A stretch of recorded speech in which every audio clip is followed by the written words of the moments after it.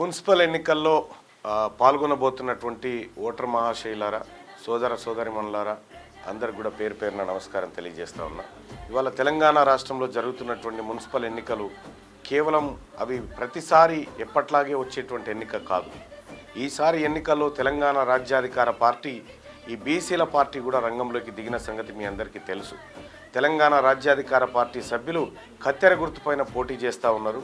ఈ కత్తెర గుర్తు బీసీల ఆత్మగౌరవ నినాదంగా ఎన్నికల క్షేత్రంలోకి వచ్చింది. ఇవాళ కాంగ్రెస్ పార్టీని 70-80 ఏళ్ళ సంధి గెలిపించుకుంటూ చూస్తూనే ఉన్నాం. బీఆర్ఎస్ పార్టీకి కూడా అనేక సార్లు ఓట్లేసాం. భారతీయ జనతా పార్టీని కూడా చూస్తూనే ఉన్నాం.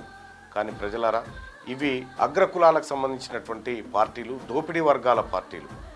నికార్సైన బీసీల కోసం పుట్టినటువంటి పార్టీ తెలంగాణ రాజ్యాధికార పార్టీ. ఈ ఎన్నికల్లో తెలంగాణ రాజ్యాధికార పార్టీకి మీరు మీ అమూల్యమైన ఓటు వేయడం ఆవశ్యకం. ఎందుకంటే బీసీ నినాదం బలపడాల్సినటువంటి తరుణం, సమయం ఇదే. మీ అందరికీ తెలుసు, 42% రిజర్వేషన్ పేరుతో కాంగ్రెస్ పార్టీ ఎలా మోసం చేసిందో.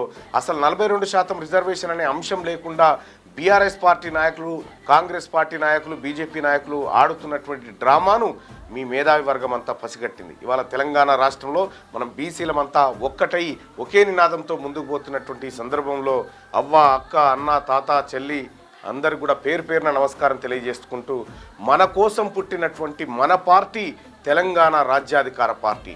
ఈ పార్టీకి మీ అమూల్యమైనటువంటి ఓటు వేసి ఆశీర్వదించమని మీ అందరినీ రిక్వెస్ట్ చేస్తా ఉన్నా. జై తెలంగాణ, జై తెలంగాణ రాజ్యాధికార పార్టీ.